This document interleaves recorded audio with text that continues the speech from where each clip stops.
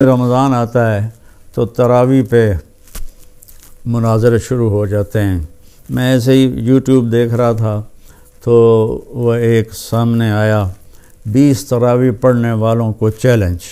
او بھائی اللہ کے واسطے یہ چیلنج اپنے پاس رکھو۔ حضرت عمر رضی اللہ تعالیٰ عنہ نے 8 تراویح کا بھی حکم دیا ہے، صحیح حدیث ہے، اور آپ نے 20 تراویح کا 3 وتر کے ساتھ حکم دیا ہے، صحیح حدیث ہے۔ کوئی اس پہ عمل کر لیتا ہے، کوئی اس پہ عمل کر لیتا ہے، دونوں ٹھیک ہیں۔ باقی یہ نوافل ہیں، کوئی 20 پڑھو 40 پڑھو، اہل مدینہ 40 پڑھتے تھے۔ یہ تراویح کا لفظ کہاں سے آیا کہ اہل مکہ 4 رکعت پڑھتے تھے پھر ایک طواف کرتے تھے۔ ترویح کہتے ہیں تھوڑی دیر کے آرام کو، پھر 4 رکعت پڑھ کے اور ایک طواف کرتے تھے، تو اس طرح ان کو تھوڑا آرام بھی ہو جاتا تھا، پھر آگے شروع ہو جاتے تھے۔ مدینے والوں کو پتہ چلا کہ مکے والے تو ہر 4 تراویح کے بعد طواف کرتے ہیں، تو ہم کیا کریں؟ انہوں نے 40 رکعت پڑھنی شروع کر دی۔ تو اس پہ لوگوں کو تشویش میں نہ ڈالیں۔ جو 20 پڑھ رہا ہے وہ بھی ٹھیک کر رہا ہے، جو 8 پڑھ رہا ہے وہ بھی ٹھیک کر رہا ہے، کوئی 40 پڑھ رہا ہے وہ بھی ٹھیک کر رہا ہے۔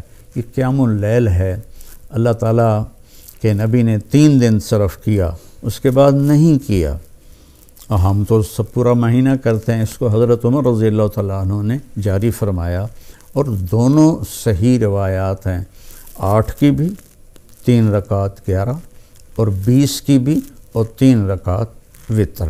تو بھائیو، اکثر جو میں تو سنتا ہی نہیں ہوں، میرے سر میں درد رہتا ہے، لیکن کبھی کبھار کان میں پڑ جاتی ہے بات، تو اتنا شدید لہجہ ہوتا ہے اور اتنا حقارت آمیز لہجہ ہوتا ہے اور اتنا نفرت سے بھرا ہوا ہوتا ہے، خاص طور پر مذہبی معاملات میں اور اختلافی مسائل میں۔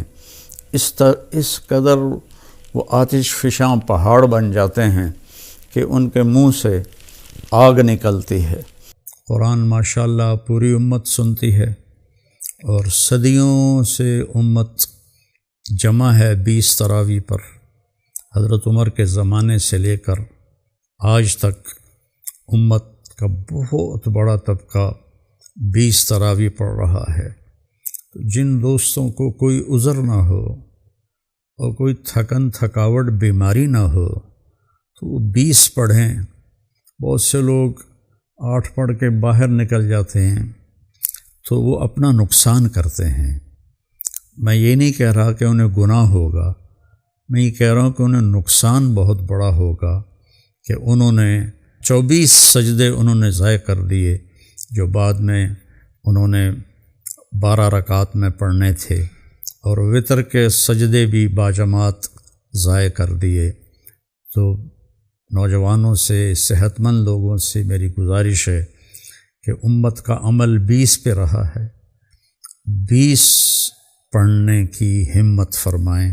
ہر سجدے پر ایک حدیث میں آتا ہے 1500 نیکی لکھی جاتی ہے۔ تو 20 کے 40 سجدے اور 15 چوکی 60,000 نیکیاں ہر بندہ گھر لے جا سکتا ہے۔ کسی کو عذر ہے، معذوری ہے، وہ 8 پڑھ لے، 10 پڑھ لے، تو وہ کوئی اس میں گناہ نہیں ہے۔ اللہ تعالیٰ لیکن جتنی مشقت اٹھائیں گے اتنا ہی اللہ ہم پہ راضی ہوگا۔ کثرت سے تلاوت کریں قرآن کی۔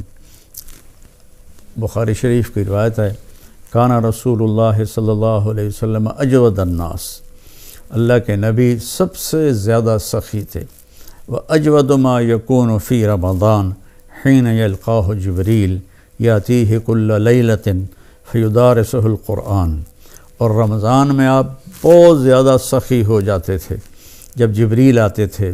روزانہ رات کو آپ جبریل کے ساتھ قرآن کا دور فرماتے تھے۔ تو یہ واحد نبی ہیں جن کے پاس اتنی کثرت سے جبریل تشریف لائے، ہر رات تشریف لاتے تھے۔ میرے نبی کو 9 رمضان ملے، تو ہر رات کو، اور آخری رمضان میں 2 دفعہ آتے تھے، 2 دفعہ قرآن کا دور ہوا آپ کا جبریل کے ساتھ، اور فرمایا ولا رسول اللہ صلی اللہ علیہ وسلم اجود بالخیر من رمضان من الریح المرسلہ، کہ اللہ کے نبی رمضان میں جبریل کے ملنے پر تیز ہوا سے بھی زیادہ آپ کی سخاوت ہوتی تھی۔ تو میں مالداروں سے کہتا ہوں سخی بنیں، صرف زکوٰۃ دے کے مطمئن نہ ہوں، زکوٰۃ سے اوپر بھی خرچ کریں، اللہ آپ کا رزق بڑھائے گا۔ اللہ مجھے آپ کو توفیق نصیب فرمائے۔ السلام علیکم ورحمۃ اللہ وبرکاتہ۔